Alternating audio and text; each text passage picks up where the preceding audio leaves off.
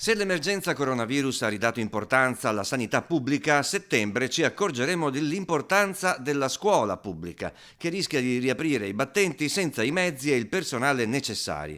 E questo è il grido d'allarme dei sindacati della scuola che hanno indetto lo sciopero di tutto il personale scolastico del Veneto. Ad oggi noi abbiamo il documento del Comitato Tecnico Scientifico che individua per rispettare la sicurezza non solo dell'alunno ma di chi ci lavora dentro e indirettamente di tutta la collettività almeno 4 metri quadrati.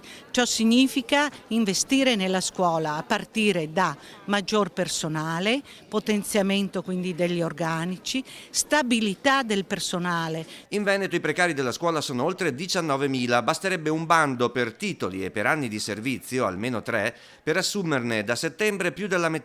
Lo dice una normativa europea. Questo governo ha sbattuto le porte in faccia a noi, docenti precari, ma anche ai sindacati che non sono stati ascoltati. La maggior parte sono donne, sono mamme e sono over 40. La politica si riempie la bocca del lavoro delle donne e quando ci sono da stabilizzare mamme, questo non avviene. Il prossimo concorso sarà straordinario,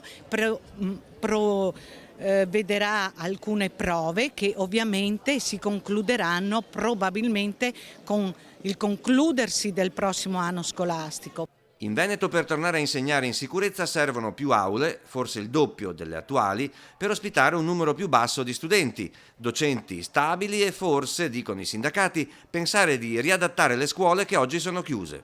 Settembre e domani investire nell'emergenza corrisponde a sprecare delle risorse. Risorse devono essere investite non solo nell'emergenza ma soprattutto a lungo termine, in prospettiva. Per cui bisogna anche capire quale modello di scuola vogliamo avere in futuro superata la crisi.